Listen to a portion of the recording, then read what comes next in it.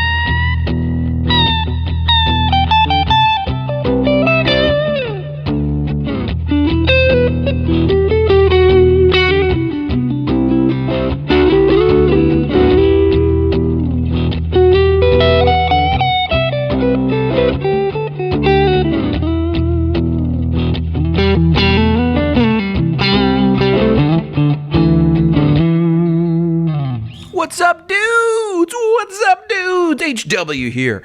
How are you doing? How are you doing? Yeah. Just sipping on that delicious coffee over here. My guys, it is a day to be thankful, is it not? Is it not a day to be thankful? Not just because there's 60% in the link down below, Black Friday sale, Tone Junkie starting early. Not just because I'm going to have a crazy deal on all the IRs coming up. You're going to be a fool not to get this deal. Not just because of that. But you know, it's a day to be thankful. That's what we celebrate. Today in America, we're celebrating Thanksgiving. And Thanksgiving is a day where we, of course, celebrate when a bunch of Europeans weren't really thankful or happy about where they were. They decided to go across the pond. They almost died. They almost starved to death. Somehow they landed and they had a dinner party with a bunch of First Nation people. And I don't quite understand how that story relates at all to sort of just being thankful. I guess they were thankful they didn't starve. But all I know is Thanksgiving today is a day where you're supposed to be thankful and you think of things that you're thankful for. And how is one thankful? How is one thankful? Being thankful is about recognizing that what you have is of value. What you have is of value. It's valuable. What you have is something that you would not want to lose. And so because it is valuable and you do not wish to lose it, you develop thankfulness, which is you sort of behold in yourself that it is cherished, that it is valuable, it is desirable, and you cherish it. And in that act of cherishing it, you are happy or joyful that you possess it. Being thankful is about putting a perspective around what we have and recognizing the joy and the comfort and the value that it provides us. And in those moments, we entertain what it would be like to not have them. And so we cherish that we do have them. That is really what thankfulness is, I think. I just made that up right now. It sounds pretty deep though, right? Sounds pretty good. Maybe you've got a better definition. You can put it in the comments below. right below the 60% off Black Friday sale. Anyway, this is what today's video is about. What's the opposite of being thankful? Covetousness, YouTube hype, always needing the next best thing. And isn't that the cycle we're in? You've been on YouTube the last couple of days and you've seen Stadium this, QC2 this, Kemper 2 this, ToneX V2 this, ToneMaster Pro's coming out with something that's going to blow our minds in December. It's a never-ending cycle of like, look at me, hype fest, marketing, this and that. HW, aren't you my pusher? Yeah, I guess so. But I view all this and I just go, I get these comments when I make these videos, right? I make some videos about the Stadium. I make some videos about, the QC or the Kemper, and people go, oh, NAM is the best, right? That's always a comment I get. NAM is the best, blows everything else away. Wait for this month when NAM comes out with this, or wait for this month when the dime head thing's available, or wait for this month. Just whatever the next thing is going to be. It'll blow. You're not going to be able to give away a quad cortex. You're not going to be able to give away a helix. They'll be using helix as firewood, according to the internet comments. Don't breathe it in. It'd be a pretty toxic fire. I think it's illegal to burn a helix, at least in my country, and definitely in Europe. Everything's illegal in Europe.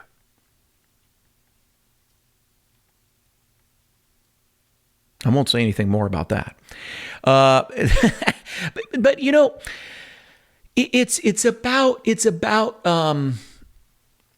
it's about looking out there and going, look, there's this way that you get yourself noticed. There's this way that you sort of get hype going for a product you've been working on. And it's to get a lot of attention. And after it gets a lot of attention, people like myself, we try to give things attention. You want to bring things up, but I don't ever want to be part of the big hype. Because I think in the end, all this hype, all it does is it's the comparison. It forces you to compare what you have to this new thing that I'm saying is the best ever. And what is the best ever? You know what I mean? Is a 54 Strat the best ever? Or is a Sur Strat made 3 years ago the best ever? Or is a custom shop Strat from the early aughts the best ever? I don't know. But me saying it's the best ever should never take away from the fact that you probably have a killer guitar that you own, right? Me saying that Blue is one of my all-time favorite guitars. I've had this forever. I hope they bury me with this thing, right? Well, I don't hope that, really. I'll leave it to my sons or something. But, me saying that shouldn't, and it doesn't have to take away from whatever you have and you enjoy. Right? And so when we get on the internet and I see all these comments like, for like a Helix Stadium, right? It's like, is this better than the ToneX? And I'm thinking, well, how on earth could I compare a unit like the quad cortex? I mean, what are the two units that should be compared really right now? Helix Stadium and Quad Cortex, right? They both have 150 effects. They both have built-in amp models. They both have touch screens. They both connect to the internet. They both, you know what I'm saying? They both do all these things.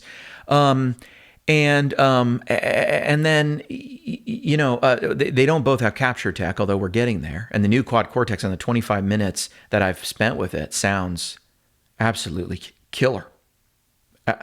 Like to the point where I'm going, it used to be NAM was the best and everything else was some degree less than NAM. It's now to the point where I'm looking at ToneX V2 and I don't know what the null tests are saying. It's 5% off. That's what this feels like. So it's like everything's at the level of indistinguishableness. Everything just jumped up, right? It's like all the AIs, they're just leapfrogging each other every month. Who has the most powerful model? The latest one that came out is always the best. And then someone will update and then another update, right? And so that's the pattern we're in, this updating thing, right? But the truth is, the best thing is just what you have. The best thing for you is what you have. If you're happy with your tone and you've been happy with your tone, it's been doing it for you. We're 10 years into this thing where if you had a Kemper or a Helix 10 years ago, you probably were playing gigs with it and the crowd was none the wiser that you didn't have a tube amp, because most of the crowd doesn't even know what a tube amp is. They just know that sounds like a guitar. And then you add on top of that the fact that, you can record with this stuff, and then people are just using digital plugins on all the tracks anyway. And so it's like once people put their little EQs and signatures on stuff and add a little compression and do all this stuff, you couldn't tell what the original sound was. Most of us are not Robin Ford or John Mayer in three pieces where the guitar is front and center all the time. You know what I'm saying?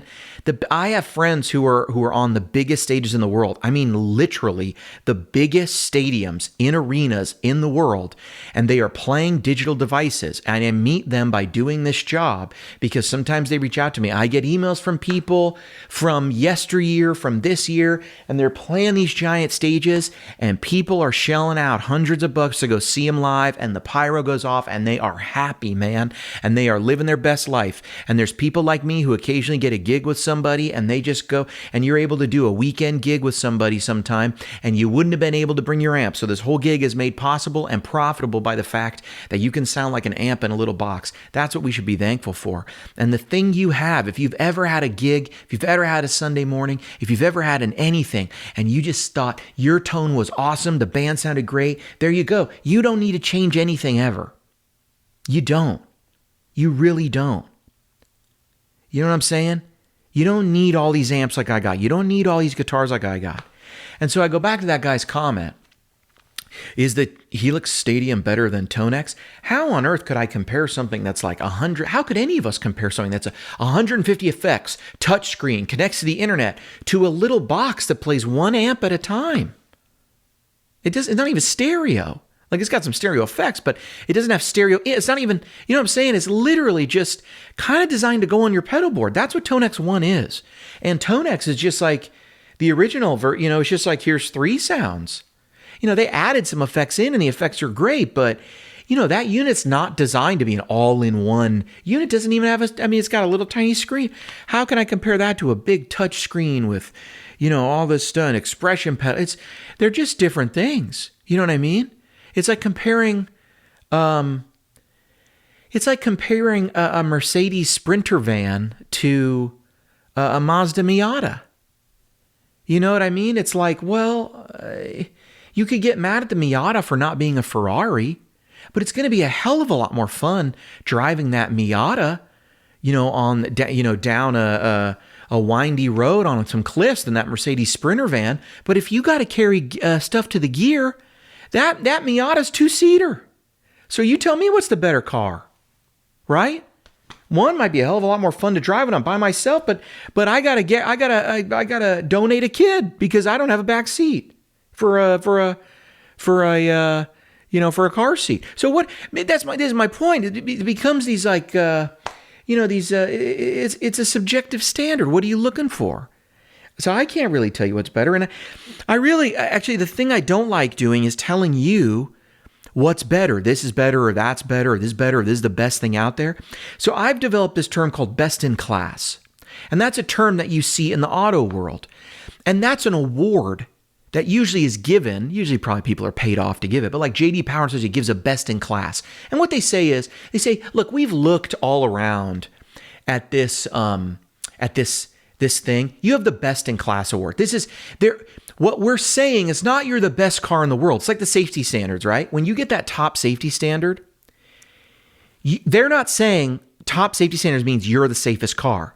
They're saying cars in this category, right, it cannot be said that other cars are safer than them. They're in the safest category. It means, we've got a score for this and a score for this and a score for this, and it's all approximating what would be safety in the real world, in a real world environment. Because there's not one type of car accident. There's not one type of hazard. So they measure it in all these ways, and they go, here's your thing, right? A while back, I remember Tesla started advertising the Model 3 as there is no safer car. And the crash test people were like, you can't say that. We're not saying you're the safest car in the world. We're saying that when you're in this category, there's no superior category. You're in the safest. We can determine you're among the safest, but we don't make the determination as who is safest. And you can't, but inherent in that is that you can't, because you're not saying it about another car, it is true. And so Tesla was like, don't you understand that what we're saying is accurate? There is no safer car. You cannot show by the data that there's a safer car. It's in all the cars in the safest category can make the claim there is no safer car, or at least you can't prove there's a safer car, right? And so that was the rub, right? And they were like, stop saying that. And Tesla's like, do you not understand what we're saying is exactly what you say? Which was always a funny thing, right? But it's like that. That's how I feel. I feel like people ask me about these units, and I'm just saying it's best in class. QC's best in class. I've been saying that for several years now. Helix Stadium now is, I think, going to be best in class. See, right now, the only thing I could say about Helix Stadium is it doesn't have capture tech, right? So normally, I would say, I'm not going to say the unit is best in class because it doesn't have capture tech, but the original plan was they were going to add capture tech in January. I have a feeling they're going to be a little behind because I think they released it a little bit later than they wanted to. Maybe not. I could be wrong about that. I'm not really sure what their original plans are. But they've been talking about the first update's going to be in December. So I'm hoping at NAMM to sit down and talk with them. Hopefully they're going to be showing some of us the new proxy captures. Like we saw kind of demo mock-ups and everything, right? So maybe those were just Figma mock-ups, but I think that means they have a real working plan and there's some engineering that's gone into it. So when I say best in class, I just mean, look, I can't tell you what's better, a Stadium with the new captures or a Quad Cortex with the V2. We haven't even heard the Stadium captures. They could be terrible. I have a suspicion they're not going to be because they've heard what else is out there. But now Quad Cortex with the V2 captures, I can't tell you which is better. I cannot, right? I can tell you what I might gravitate towards more. And right now I would say this, I would take captures over not captures, but I enjoy that the touchscreen on the Helix and the UI, I like when pedals look like the pedals that they're modeling. That's a little, so I mean, it's a plus and a minus for both, but I can't tell you which is better. And I certainly can't compare all that to a little Tonex, right? And people say, oh, what about the Kemper? Isn't Kemper your favorite? I've been using the Kemper happily for years live. I've got it all dialed in for my church gig. And I still think Kemper has the best delays and reverbs, like of anybody. To the point that if they just package them up in an effect unit, which I guess is just the player unit or the player, it's my first choice for effects when I'm running Tonex. In fact, I sometimes run Tonex in a loop right here at my desk. So a lot of times when I'm showing you Tonex, I'm using delay and verb from my Kemper because it's just my normal delay and verb settings. And they're tremendous. They're musical. They have incredible. So what I'm trying to say is, take it from me. Take it from a guy who has sort of devoted the last several years of his life to making videos on how to do this on the Kemper, how to do this on the Helix, how to do this on the Quad Cortex, right? Helix tips and tricks, Kemper tips and tricks. I haven't done as much Quad Cortex as I'd like. Tonex, I've been doing some more. Just take it from me. A couple videos ago, I showed you, and I gave you a free download on the Helix, and I did it. I've done it for Quad Cortex, and I've done it for Tonex and stuff. Here's how to add a bright switch to any amp. Here's what a bright switch kind of does. Here's how to add it to any amp, any modeler. Here's how to properly boost the mids. Properly, I just mean, here's how to know kind of two different ways to boost the mids depending on the sound you're going for, right? Here's two sounds you might be thinking of. Here's how one boosts the mids here compared to the other. That's the difference in the sound. Here's how to get cleaner, better cleans from humbuckers, right? Here's how to do all that stuff. You can see what I'm doing exactly on the videos and in the free downloads. And rather than telling you this unit's better than this unit's the best in the world, I just tell you this. This is kind of my preference. Here's why. Here's what I like about it. Maybe here's something I don't necessarily like about it. But so many other people, I can't tell you what the best thing is. And I don't even want to be in the business of like putting one thing down and building another thing up, really. I just want to be the person that helps other people understand here's how I get the best tone out of the thing I have. Because if you are on Quad Cortex, Helix, Stadium, Kemper, Tonex, the new Quad Cortex V2, Tonex V2, NAMM, whatever. If you're on one of those and you can't get tone that you're happy with and great tone from free stuff Tone Junkies put out, from what other people have put out, by manipulating it to just match your guitar really well, you're not really going to be aided by me telling you, get this unit over this one. Because the truth is, you don't know how to dial in your guitar. And I'm not saying that to be like, you need to learn more, you need to learn, how dare you. I'm just saying the thing that's going to bring you joy is when you realize, I have everything I need in the unit I already own. I do not need another unit. I don't need to replace my unit with anything else. I hear people sound incredible on a Boss Katana. I hear them sound great on the first gen Kemper and the OG Helix and all that stuff. You don't need another unit. What you may need to do is come in here and go,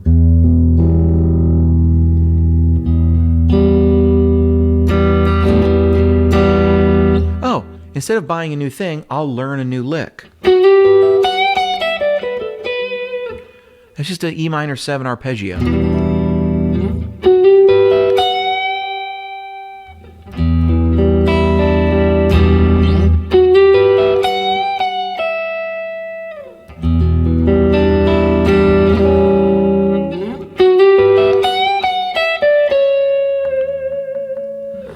You know what I'm saying? So to me, that's just like a beautiful, beautiful little arpeggio thing that you can play around with. And that's better than a new whatever, the new compressor. You don't need a new 1176 miniaturized compressor. You need that, right? So put away the hype. Put away the YouTube covetousness and just go with, I have everything I need. I have everything I need. I'm a new creature in Christ. Okay, that's not where I was going, but that's what I felt like saying. I have everything I need, right, for life and godliness. Okay, that's not where I was going, but it keeps coming back to me. I have everything I need for great tone.